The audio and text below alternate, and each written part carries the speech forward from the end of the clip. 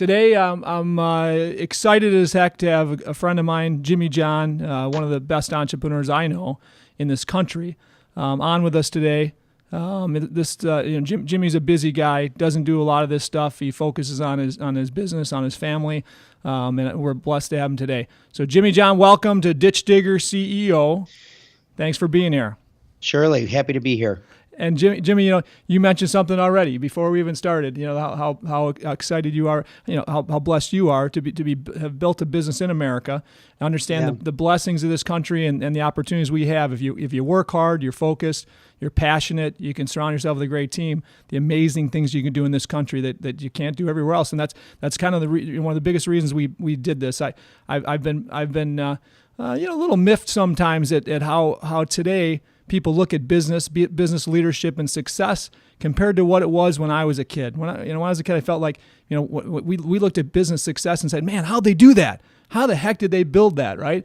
And I was always inquisitive of how anybody built anything and how they duplicated and stuff like that. And it was kind of a cool thing. It was kind of heroic almost in my eyes and many of my friends. And today you just don't see that much. So the reason for building this podcast is exclusively that, right? To be interviewing people that can inspire others to reach a little further, to understand the blessings of free enterprise and the opportunities America has that many people look past today, in my opinion.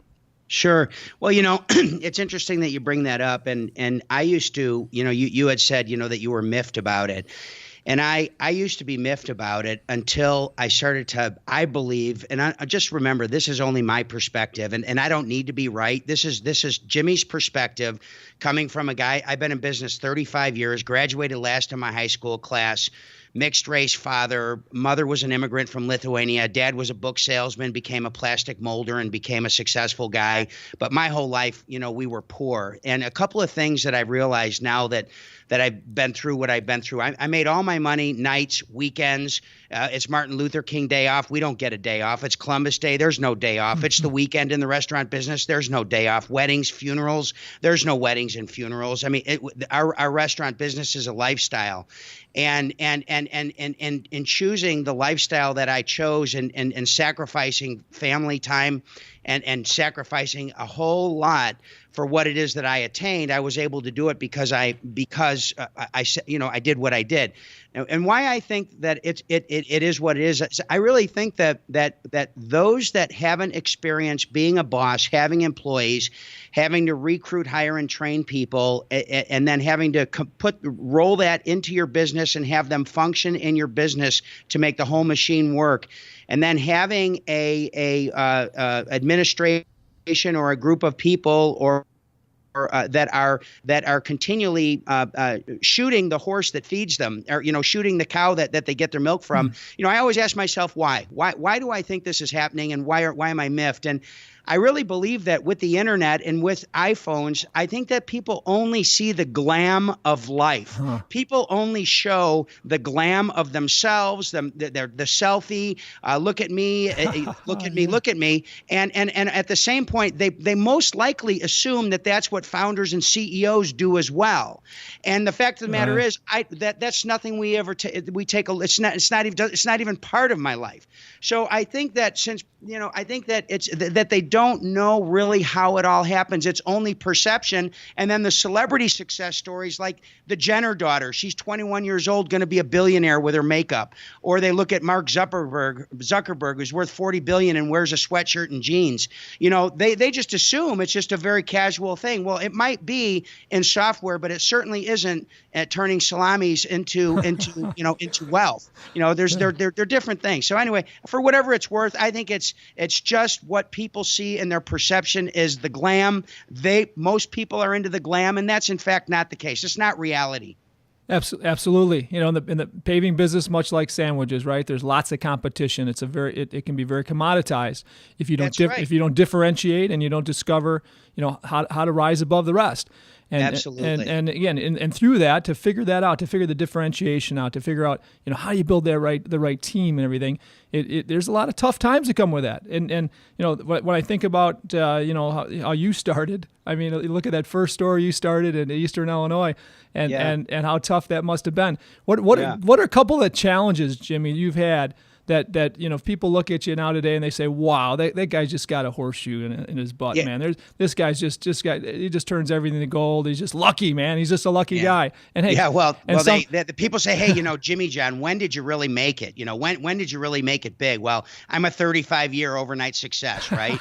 So that being the case, I made my first $1 million in a year in 1994. And from 1994 until today, I've only made more money every single year since 1994. Mm-hmm. So I've been, quote unquote, I've been making above average cash for a long time. Mm-hmm. And in 1994, when I made the $1 million, I had no debt. I'd lived in 10 cities, opened up 10 stores in 10 years, paid for every store with my own money. And the reason that I did it with my own money is I didn't know how to make a business plan. First time I went to a bank, I was so intimidated. I didn't even know what to tell them. I just knew, that I needed $35,000 and I was going to open a sandwich shop, and I knew what I needed to buy to do. And so I would save up my money and I'd also work a store for a year, replace myself, save my money. So 10 years, 10 stores, 94, I made $1 million. The toughest thing though, really, when I first started, Gary, I went down to Eastern Illinois University with two buddies of mine. I opened January 13th, 1983. And I worked, we had 14 shifts a week. So I worked Monday, Tuesday day, Wednesday, Thursday night. And I basically drank beer and smoked pot Friday, Saturday, and Sunday. and that's what I did. So that worked for me for about a month before the first guy quit. And then I was 7 days and my other guy was 7 nights. And that worked for me for about another month and a half until the night guy quit. And he called me about 4:30 in the afternoon and said I quit.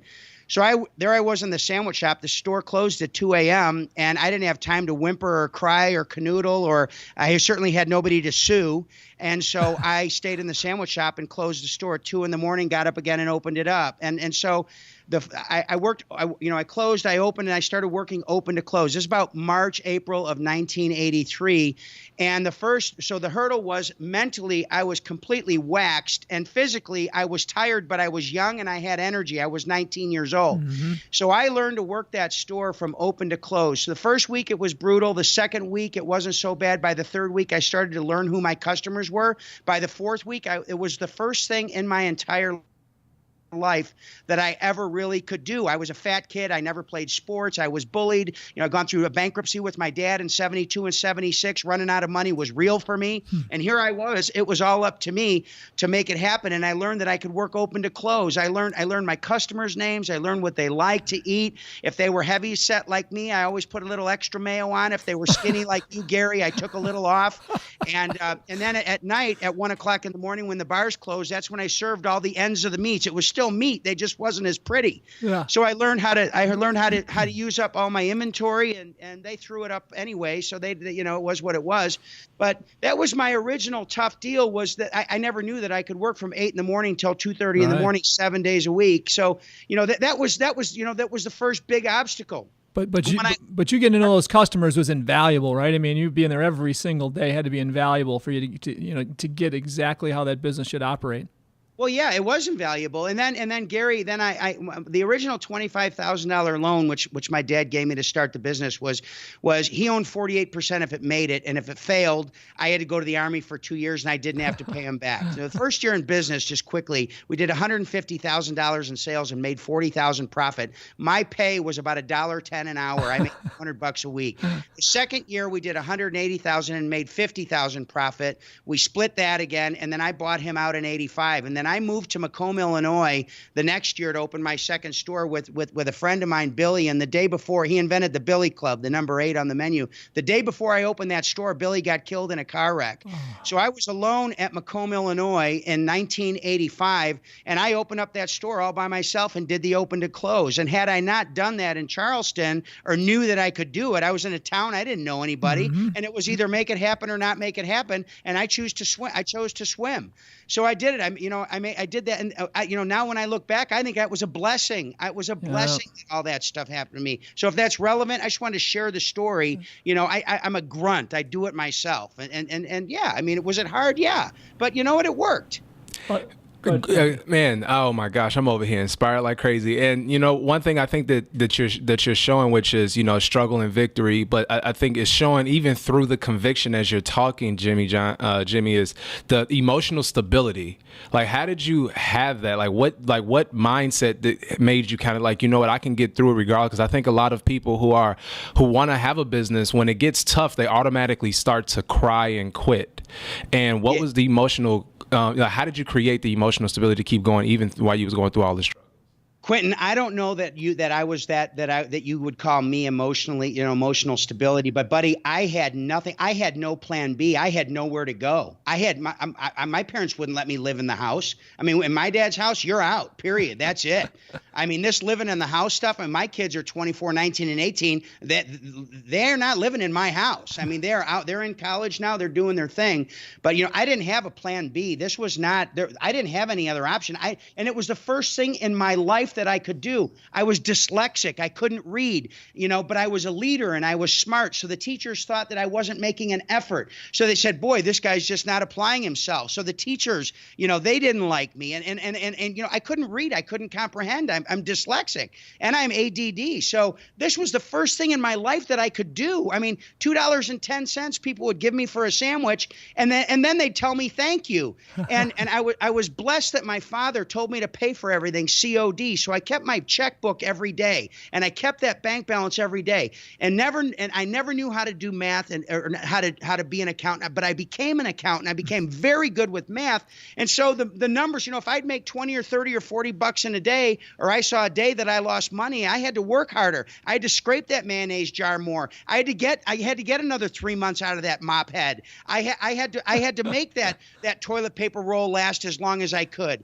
I mean, I learned how to use, how to use a sheet of paper towel. I learned how to make it go a long way. And, those were just things that I did because I didn't have any, I didn't have anything. It was the first thing in my life, the first thing that I could do. I mean, I was the last kid to get picked. Imagine, my whole life was that way. And so, you got to remember, I had gone through my dad's bankruptcy in 72 and 76. I remember powdered milk. It sucks. Now, I'm sure if I was hungry enough, I would have ate that. Excuse me, I'm sorry. But it was awful. I hated that stuff.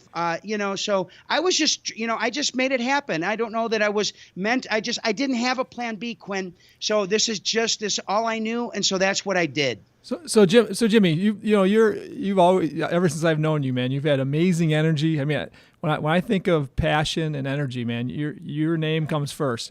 And so did you always have that? Where'd you get that from? I know your dad. I knew your dad well. I loved your dad. He's a good friend of mine also. And sure. and he had this energy too. I mean, is it just watching him, or how'd you come up with this energy that drives you, that drives people around you? Because people around you, if they're going to keep up with you, and I know people around you, they duplicate this energy as much as they possibly can. No, Gary, for sure. I believe that my energy was God-given. I think that's one of his blessings on me. And then I think that I was given this energy, and obviously it came through my father to me, because my father had extraordinary, just natural energy and the ability to continue to steam through. So I think it was God-given, but I think that I was just born with it. I can't dance. I've got no rhythm. I can't read. I'm really good at math, and I've got a lot of energy, so and I eat too much. So, I've got a nice balance of kind of, enough life stuff that keeps me pretty balanced and pretty grounded. And I think, I was just born with it, Gary. I think it was a blessing. And now it's, what do I do with this energy, and what do I do with it? And how do I help share this energy and making things better for a lot of people. But I think it was just God-given. I don't think I don't think you can just create energy or be an energetic person. I agree 100%. And look at your brand, and I think about energy in your brand. I mean, you've created a brand that's got your energy, which is incredible to think about that. And I know you've had a lot to do with some of the marketing, maybe all of it. I mean, in talking in the past, I know you've had a lot to do with a bunch of it. But your energy, comes through your brand and your marketing. and how you do that is amazing. And when I think about your differentiators, right? Again, it's about energy. When I think about freaky fast, man, believe I've been trying to think of something to come up with because of you, Jimmy. My goal has been to be the fastest at what I do in paving parking lots, and we're there in concrete paving and asphalt paving. There's nobody in the world that can pave them faster than us. Now, there's some value for a lot of our bigger customers there. It's not everybody cares if you're fast or not, but for me, freaky fast has been something I've thought about. But for me, again, what do I come up with? Freaky fast is the best, man. There's no better terminology I could use, and I use it goofing around with people all the time. So my buddies got freaky fast sewed up already, but I got to come up with something, and there's nothing better. So I'm looking for you to, when you in your non-busy times, you got something to think about. Think about what can Rabine use instead of freaky fast. All right. Yeah. Well, I'll tell you what. The only thing sexier than submarine sandwiches is paving parking lots. Oh, I'm gonna have to. I'll let me think about that. What's interesting about Freaky Fast, since I brought on some new partners there's two parts of business. There's the art and there's the science. The art is really what I do, which is the culture and leading by example. And then you got the science part, and that's what my partners are really good at. And what they've shown is that customers confuse speed with quality, because they don't believe quality and speed go together. So, hey, there's a challenge for you. How can you be fast and be fresh at the same time? And we don't have time to tell them that we're in the stores at 4 a.m, slicing the lettuce, making the tuna, baking the bread, slicing the meat. And interestingly enough, the last 15 years, we've focused on speed and execution and really being in the customer service business first. And in our newer markets, we score way lower on quality perception because all they've heard is they haven't lived with the brand long enough to know that it's a quality brand. So be careful as you go down that path. People will confuse quality and speed. Well, that is an issue with us, but in our industry, for sure, faster is better quality, because in concrete and asphalt paving with no cold seams, if I can pave 2 acres of asphalt in a day or 2 acres in concrete in a day, I have no cold seams and cold joints. So it makes it a better job, and people in the engineering world understand that, but general customers probably don't. So you're exactly right. Fast might mean cheap or not as high quality, right? So yes, I agree. Perfect point. Yeah, for sure. It is what it is, but we're figuring it out, and we'll continue to do so. And it's but it's part of the journey, it's all. Go ahead. But Freaky Fast is definitely one of your strongest attributes, because in my office here in Schaumburg, Illinois, we have a 100,000 square foot office that Rabine occupies about 20,000 square feet, and we have tenants in other parts of the building, and I can't tell you how many times Jimmy John's in and out of this building. I'm guessing, Quentin, you might know better than me, 5 or 6 times a day at least, right? Easy. I see the car come literally, like, one, they leave, and then they come next to them. Like, it could be 2 minutes. They just high five each other and go into the store, go in and get something. We need to increase that to 10 to 15. But again, why is that? No, because people forget we're busy. We're busy in our office. We don't think about lunch that often. People go out for lunch here and there. They do their thing, but very often you forget about lunch. I got to get something to eat. And what's fast? Yeah, was that you all's differentiator? Because if you think about it, most people go to Subway or then something like that, but they have to go there. You all was like, well, forget it. We'll bring it to you. Is that one thing that kind of made you all different? Well, for sure. We were definitely pioneers of sandwich delivery, and we started out in the sandwich business, and then we became a fast sandwich. We made them fast, and then we started delivering, and then we learned about delivery, and being fast and delivery doesn't mean you speed. It means that our delivery areas are very limited and small, and if you're out of our delivery area and you enter your address into your app or into the computer ordering online, our computer system won't take your order. Remember, it's the biggest complaint we get at Jimmy John's every day is, I'm only a mile and a half from your store. Why won't you deliver to me? You're really dumb. And the fact of the matter is, I limit my delivery areas so I can service my customers. Mm-hmm. And so that's something that nobody knows. So there's a Jimmy John's secret out there. But the delivery was a huge differentiator. But with the introduction of Uber Eats and Postmates and all these other food delivery guys, it has been and hey, me too, we deliver too. It's been a game changer. So we had a virtual monopoly. It was the pizza places, Jimmy John's John's and your local, whatever your local guy that delivered, essentially that was really the only option. So it's gotten a lot tougher. And it's gotten a lot, it's gotten a lot tougher. It's gotten a lot more competitive. So I'm thinking that speed and convenience will always prevail. And as long as we do what we do, and the product is good, once people get used to this instant, they can have whatever they want. Eventually, we'll rise up to the top as a last minute option or a pretty good sandwich. I don't know if my sandwich is as good as my service. Some people might think it is, but you can get some pretty darn good sandwiches out there. For the price, I might be pretty good, but anyway, yeah, it's for sure a differentiator. When you think of other differentiators, Jimmy, are there any other ones you feel have been very, very strong in your rise and business success? Yeah, I think so, Gary. Back when I first left Charleston, it was important and moved to Macomb, Illinois, which is 154 miles from door to door. I remember that. God, I can't remember. I used to drive that route every week. And I had to learn how to leave my sandwich shop alone and have my manager treat my customers as if I was there. And so I began profit sharing with my managers way back in the mid 80s, so that they would take care. And I did full transparency on the financials, so they saw all the money that was spent because they ordered the food, and they saw what their electric bill was, and because the electric bill came to them. So I started full transparency and profit sharing back in the mid 80s before it was even before anybody did it. Now Chick-fil-A might have been doing it now. Chick-fil-A splits 50-50 with their managers, so the managers really act like owners because they're treated like owners.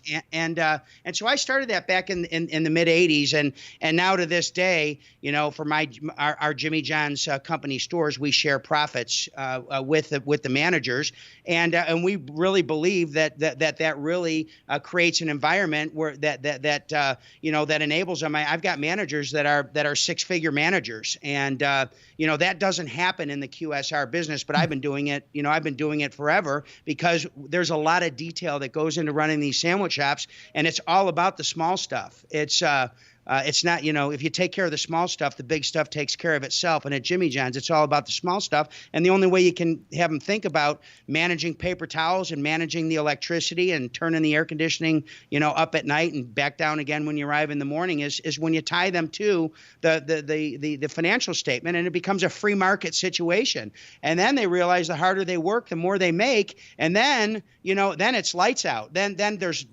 now we're just partners that doesn't require area supervision. And these guys just they operate on their own and they become unicorns. So awesome. Yeah, it's pretty cool. We do some of that also in our businesses today, and probably been doing it for about 10 years. And you're right. I mean, they need to think like owners, and you better be transparent and give them all the information that you have so that they can make decisions like you, the owner. And it's the only way you're going to get that extra effort and the ownership interest out of these team members. What do you think? So when you think about the differentiators, and they're big ones. When I think about yours, was there mentors in your life that talked to you about this stuff early on when you're in the franchise world or whatever? Like delivery. Why didn't Subway or anybody else think of this before you? Or was there somebody in the pizza industry you were around? Or when you think of Freaky Fast, was there something else out there you saw that was like, whoa, man, if I could do that, I could kick butt? Yeah, well, I did. First of all, you asked me a couple of questions. The Freaky Fast, we used to say sub so fast you'll freak because we made them fast in the store, and then we just got lucky with that, and then Freaky Fast was something we came up in the early 2000s. But as far as mentor goes, in 1987, I had a guy that had about 50 Pizza Hut stores, Jamie Coulter out of Wichita. Jamie built his Pizza Huts up to about over 100 stores and sold them. Created Lone Star Steakhouse and Saloon, created Sullivan's, and then bought Del Frisco's, and ran that company as Forbes magazine best small run company in America 2 years in a row, IPO of the year. His name was Jamie Coulter, but he picked me up in 1987, and he taught me if you can't measure it, you can't manage it. He taught me to run restaurants for profit. He shared with me his systems and procedures that he used in his Pizza Hut stores that enabled him to make more profit than the average Pizza Hut operator was making, more margin. And so I adapted all that stuff to Jimmy John's back in the 80s, late 80s. That was about 87. I picked up Jamie, and then we went from there. and we went from there. And Wow. and it was. And he to this day he's an advisor to me, and he's mid 70s, and that's been a glorious relationship. So he's held my hand through a lot of it, and like he says now, the student outgrew the teacher, and but we have a wonderful relationship. So I was lucky enough to land Jamie Coulter, and so yes, I had an amazing mentor. My father was a mentor as well. My father was the guy that said, listen, keep the menu focused and streamlined, keep it simple, use as much as limited inventory as you can to make the most sandwiches that you can with the limited inventory so that you can manage. That really came from my father, as did the pay for everything COD and know your bank balance every day. That also came from my dad. So I had a lot of help along the way, but they gave me the boots, but I had to lace them up, and I had to do the running, You know, and I'll never forget, probably been about 10, 12 years ago, you asked me what my businesses were, what I'm doing, what are the different businesses I'm doing. I told you all the stuff I was doing. You're like, Rabine, you're doing too many things. Simplify. Do what you're good at. Why are you doing this fuel stuff? I mean, I'll never forget, because Jimmy questioned me on this, and I'm like, Jimmy, I got this handled. Like, I got great people, man. I got people passionate about all these businesses, and guess what? The fuel business blew up in my face, literally. Probably about 3.5 years ago, Jimmy, blew up in my face. I lost a ton of money in that business, and challenged all my business. I lost so much in that one business, and again, I'll think back at you that son of a gun, Jimmy. He told me to focus, and look at how focused he is in these sandwiches. So we're back to what we do best today. It's kind of funny. We're back to what we do best today. We're in the facilities industries world, but paving parking lots is our biggest business that we're focused on across the country. So it's kind of funny. I'll never forget when you kind of gave me some crap, man. You didn't pull any punches.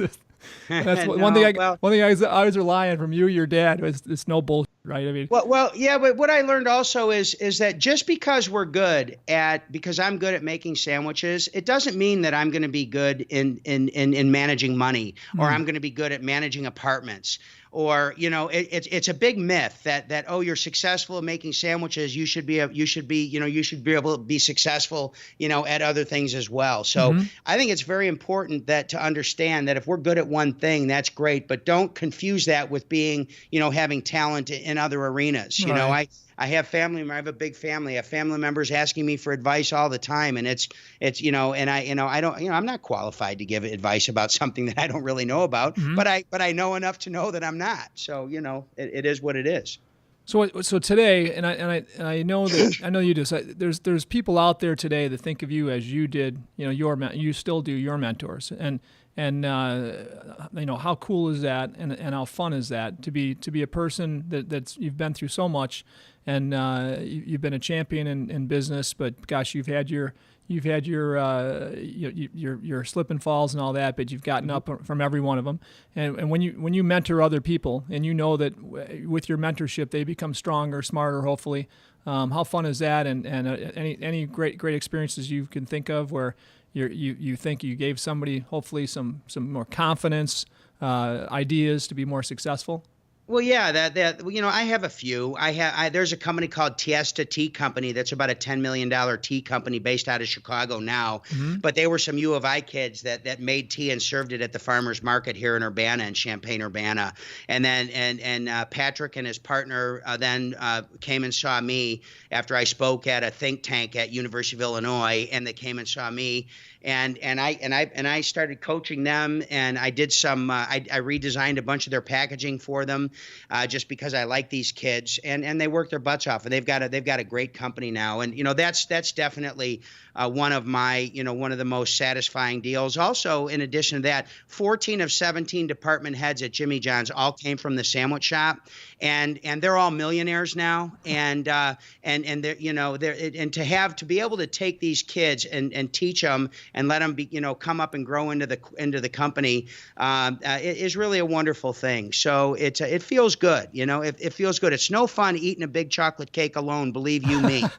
So it's wonderful to share. And recently, last spring, I was lucky enough to be chosen as a Horatio Alger Award recipient and becoming a member of the Horatio Alger Association. And here we're doing scholarships and mentoring kids who have been really given a rough go. And that is a real eye opener, and that's been incredibly rewarding. I met some kids that are at Iowa, and I've got some kids at Iowa, and we've connected, and I'm mentoring some kids from Horatio at this point, which is new for me as well. So it's very gratifying. And also the after school program in Chicago that Mayor Emanuel has set up. I've given $1 million to that a couple times, and to that mentorship program, and I wish I had the time. It was I gave them the money because I didn't have the time, and the time is the tough part. It really is with all going on. But in any case, mentoring is a big deal, and it feels good, Gary. And I know you know what that feels like. And I know somebody that we're going to have on our show coming up. It's a great friend of mine, and somebody that attributes some of her success to the mentoring you gave her,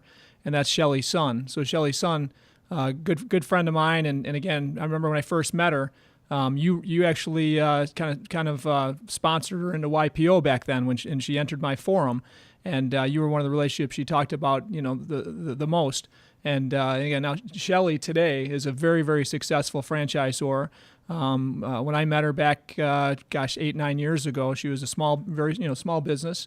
Today she's doing amazing things in the in-home senior care business, and Shelley speaks highly of the mentoring you gave her originally. I'm not sure if you're in contact with her at all anymore, but she's an amazing gal and does an awesome job as a big franchisor now.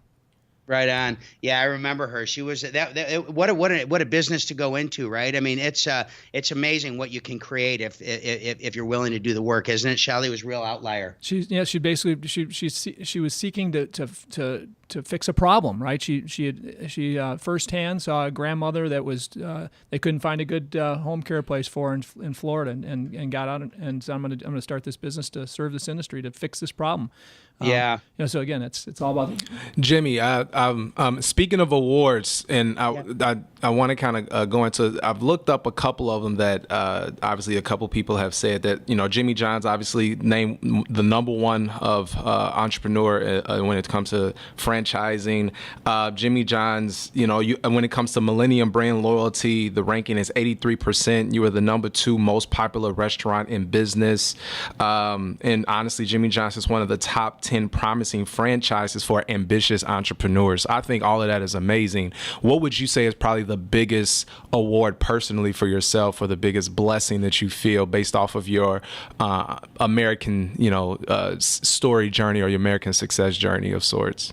Well, I'll tell you what, the awards are great, and that's great. That to be recognized by your peers obviously feels good, especially after all the rejection in my entire life. So to have your peers approve of you is terrific. But my greatest accomplishment is I raised children who are very average kids that are hardworking, that are grounded, that are balanced. If you looked at any of their social media, you would never see anything that has to do with our brand, our lifestyle, or anything else. It is not a value of theirs. They'll look you in the eye, they'll shake your hand, they'll contribute. I've got some really good grounded kids, and I think that's probably my greatest reward that I have in my entire life. Absolutely, and I've been around these kids a little bit. We went on that fishing trip about 6, 7, 8 years ago, Jimmy, and you could witness these kids, what great kids they were. How they loved each other, and they were mature beyond their age. I mean, as far as a great strong handshake when you meet them, and conversationalists, good kids. So yeah, that's a real blessing of our life, isn't it? When we can raise great people to make a difference in this world beyond us, right? Amen. Cool. Another question I want to ask you, Jimmy, actually, when it comes to I guess just to be a little bit vulnerable, I come from the south side of Chicago, single parent home, and I think one of the things me and my wife want to do is take away that what's the word I'm looking for? I guess the aspect of generational curses, and it seems like you've already done that. What are some things that you've instilled into maybe not just your kids, but also your business owners when it comes to character, to create the culture that you've created personally and obviously professionally? Well, I think here's the bottom line. People do what you do, not what you say, period. So in raising the children, no means no, no negotiating, no chicken finger babies. They ate what we had on the table. If they didn't like it, they didn't eat. We didn't make different meals. We really we never fought in front of the kids. Leslie and I disagreed, but we did it on the side. When we we're always a unified front for those children. No electronic devices during meals or family time. And so therefore, since we didn't negotiate as babies, and no meant no, it was no problem growing into teenage. It was our lifestyle. So we provided a very solid foundation for the children. And then how that comes into the company is the same way. People do what you do, not what you say. In our company, if you're going to be late for a meeting, or you're going to be late for something, or you're not going to do something that you say you're going to do, even if you find the company may be better off, you've got to call or notify whoever you committed to before that deadline comes. That way everybody knows, no matter what, that everybody's coming, and no matter what, if they're going to be late or not going to do it, they're going to call. And if you want to change something in the company, no problem at all. You can change it. You just gotta let everybody know beforehand and get everybody to agree. So we communicate well. There's no surprises. We share the pain, and we share the glory, and we're all in it together. And we're a very flat organization. It's almost an upside down pyramid. I serve the people that serve the people that serve the sandwiches, and it's really, that's just the way it is. And if you really will do that, if you really will not turn your cell phone off when you're on vacation, if you really will answer texts, at 5 o'clock in the morning and on Saturday and Sunday, and if you really do return emails, the same day, no matter where you are in the world, and if you really do all those things and set that example, then your teammates will follow. Period. There are no shortcuts. And also, as the leader, whatever you do, it's times 10. So whether it's positive, it's times 10. If it's negative, it's times 10. And so, that's another big deal. You got to be careful. So I think that's how you do it, man. You lead by example, and also not too many words. I see so many parents having intellectual conversations with 6-year-olds, and I think that makes them feel better. But the kid's checked out after about the third word on the intellectual conversation. So I think I think really no means no. Let kids be kids, and that's what I did. I'm not sure it's going to work for you, but that's what I did. I'm gonna put that down. Speak less, show more. Less, man. Yeah, you know what? And so again, when I think of your kids, you've been working your butt off for a long time, dude. Long hours, and like totally focused and dedicated to your team, your huge team today. Yeah. Leslie has had to be an amazing foundation to be able to do the things you're doing. Can you talk a little bit about that? Well, yeah, I was sitting here on the podcast right now, and it's what time is it? It's 9:37, and my assistant just brought in my lunch. My wife dropped off my lunch for today. So, here's my wife dropped off my lunch. So I'm doing high veg, high protein, low fat, no sugar. And my wife dropped the lunch off for me today. It's all pre-made. I saw it in a bag, and she'll put that in. She'll put that in the kitchen. So, stuff like that. My wife sets me up for success. When I come home, the home is ready, the home is organized, the children are organized, the healthy meal is there. Yesterday morning, we're big farmers down here. We went and took a walk around a farm for 4 miles, and my wife is always there for me to be she's my life partner. And so, that it's not normal to have a woman grow as I've grown, because I went from survival to survival to success. And we just celebrated 20 years together, and this woman has kept up with me the whole time. And when I'm weak, she's strong, and when she's weak, I'm strong. And that's just I think we just got lucky. I really think we just got lucky, because I'm not a perfect man, and I've failed in many ways, and she has as well, and we both admit it. And yet here we are today, stronger than ever. So I think there's a lot of luck in a spouse. So what do you tell people how to outkick your coverage? Because when you see her and you outkicked your coverage, dude. She's a beautiful woman. She's smart as heck. she's an amazing partner, life partner for you. And yeah, she is. Well, opposites attract, Gary. Yeah, that's true. That's true. All right, but again, any nuggets there, buddy? Yeah, well, the nugget is you got to have chemistry, right? Because without that crazy natural chemistry, that's what gets you through the hard times. If you don't have the crazy chemistry and you hit one of those incredible obstacles that you will face as a couple, the only thing really that gets you through is chemistry. So my advice there is kiss a lot of frogs until you find the chemistry that makes you crazy so that you can get you through the hard times. Because without chemistry, it doesn't work. And typically, what you're looking for, what you think you're looking for, when you're really ready, it's totally opposite of what you think you're looking for. There's no such thing as the Old Spice guy on the white horse running down the beach with his shirt off. That's a commercial. That ain't real. Man, I've been trying to look like that guy. No, I was just joking. You got some work to do, buddy. So Jimmy, think about 10 years out, 15 years out. You have just kicked butt in business as a world-class entrepreneur. What is there for you? I mean, you gotta, an energetic guy like you, there's got to be lots of stuff ahead that you've got high energy for, right? Is it just building this thing to be 10 times the size that it is? Is it something next? What's your 10-year vision, if you have one?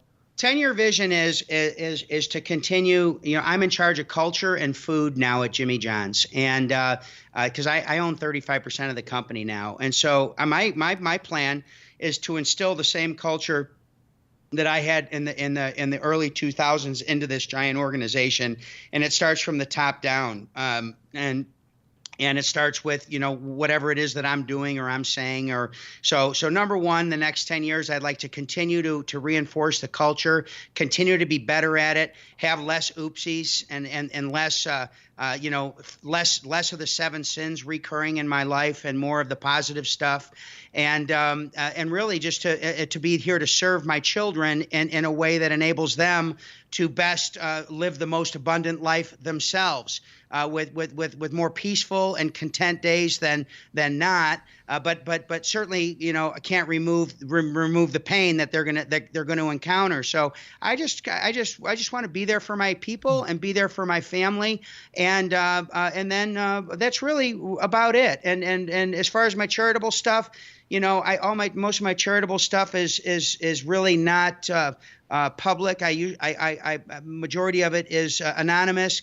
But now I found today with the advancement of electronic devices and social media, it may be better off to let people know all the things that my wife and I do, and because it's important that people know that with all the perceptions and all the myths. The myth, as you called it, Gary, earlier, that behind all that is a wonderful family that is working really, really hard to help serve and to make America a better place, and understanding along the way that freedom is a privilege and it has to be protected.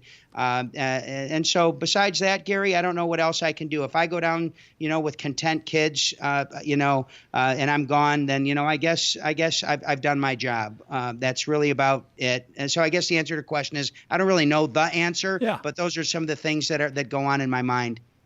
I like it, and you and I think a lot alike this way when it comes to the free enterprise system. And I got to tell you, I'm worried, man. The reason I'm doing this podcast is because I'm worried about the free enterprise system. I've traveled across the world in the last 15 years, seen other countries, loved to visit many of them, but boy, would never have been able to build what the business I've built in any other country but America. Amen. And I'm going to do everything I can to protect this free enterprise system in the small ways that I might be able to do it in the future, and to know that my kids and my grandkids have the ability to grow up, whether they're working for great companies in the future that are successful in this system, or they're building their own companies, right? Amen. No, beautiful, Gary. I mean, that's wonderful, and I think it is all about the small stuff. And if we all take a look and handle the small stuff, the big stuff takes care of itself. So God bless you, and I'll keep doing the same thing. Hey, one more thing. Sure. We got to order some Jimmy John's here for lunch. You do? Would you do that? Just give me your American Express card. How many you want to feed? 1,000? We only got to feed a couple dozen here, man. Just a couple dozen. Oh, great. We got to All right. Anything else? We'll let you go because we got to order Jimmy John's, and so we're ready for lunch. But actually, that's only like 5 minutes before it gets there, so we do have a little time. Yeah. All right. But hey, we really appreciate your time, buddy, and your wisdom. You know what? We share a lot in common in the way we both started, and I really admire what you've done with sandwiches. And man, I'm going to continue to try and do something similar with asphalt and concrete. Some glorious businesses. Well, I appreciate it. I appreciate it very much. And Quentin, anytime you call me anytime you want. Gary, I'm here for you. And thanks for the privilege of letting me talk about myself for 45 minutes. You're awesome, buddy. Thanks for everything. And you have an awesome day. All right. All right. Bye-bye. Thanks. Bye. Man, that was amazing. Absolutely. What'd you get out of this? Did you get a couple things? Did you get one thing anyway out of this, or what? I got more than one thing. Quentin's true takeaways. This was by far even better than they ever expected. It gets better and better every time. It gets better and better, man. First off, just so you all understand, it takes your whole life to become an overnight success. I kind of hear him saying that there are two parts of a business. What do you say? Like it's a 35 years of success. How do you say that though? He said something. Yeah, he said it took him 35 years. I was like, it takes his whole life. He said he's a 35-year overnight success, right? Absolutely. Yeah, there are two parts of a business: arts and science, which is a good way because most people probably never thought about it, even thought about it like that. Well, that's a great point, isn't it? Yeah, absolutely. Because the science is the financial, the measurements, right? The measuring the numbers. It's all that. The art is the culture, probably, right? Yeah. The vision, the culture, and these type of things, right? Man, if you take care of the small stuff, the big stuff will take care of itself. And I think that's really huge because it's like the devil in the details thing. You know, a lot of people look at the big, huge factor like, oh, I got to go ahead and take over the world. But then you're like, well, where's your pants? You know, you just kind of forget some of the stuff from that point. If you can't measure it, you can't manage it. And I remember you even saying some of that stuff too. You know, I love the last two though. People do what you do, not what you say. Yeah. You know, and I think the most important thing that he said, and I'm starting to realize it more and more as I grow and as I mature, and even under your mentorship, is freedom is a privilege and it has to be protected. Not it should be, not it can be, but it has to be. And I appreciate, you know, just the opportunity to be on this with you, Gary, and hearing all of this awesome mindset and how to just think differently. And then, you know, it's just a duplication, man. Think about the value. Now, Jimmy's a very successful guy. His time is worth tens of thousands of dollars per hour, right? And all the people we've had on so far, their time is worth thousands to tens of thousands of dollars per hour. They're multimillionaires. Right? So you think about this again. So you think about how cool is it to be educated on a podcast basis by some of the greatest minds in entrepreneurship, right? I mean, really, if you had to pay somebody like this just to be there for you for an hour, and they were going to charge you what they're worth. Right, we're talking hundreds of thousands of dollars of value in these podcasts. So it's so much fun to listen to somebody like Jimmy and the others we've had. And then look at the value. I mean, I'm just really looking at it from my perspective. He's talking about not just professional stuff. He's talking about personal stuff, marriage. You know, it's certain things that I'm realizing that are how I look at it.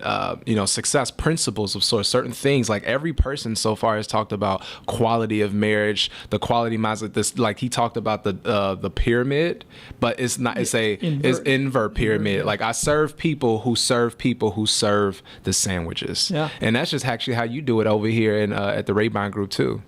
Well, you know, and when we think about the concept of freaky fast, when you think about his transparency and leadership, right? All these things you can take back to your family. I mean, right? Answer the questions to your kids fast, right? You know, be transparent to your kids and your friends, right? You know, no reason to pull any punches. Be transparent. He does this with his store managers, and they're way more successful. The stores I'm sure are more successful because he's got people that act like owners that lead these stores. They're not employees. They're not employees anymore, right? And so again, a lot of these things, as you said, you can take back to family, friendships, and everything else. So the same things that create success in business create success in your personal life. And the last thing I'm gonna take away, and I appreciate you, is I always tell people when I speak the mentorship. The best thing about mentorship is really transfer credibility. And he said that I can call him anytime. Oh man, Jimmy's in trouble now. He doesn't understand that. He does not know that door that he has opened. Jimmy's in trouble now. I appreciate you, man. This is amazing. Thank you. All right, well, hey, thanks again, guys, for being here. And another great Ditch Digger CEO today. And there's more coming, man. There's more where this comes from. So thanks for everything, guys.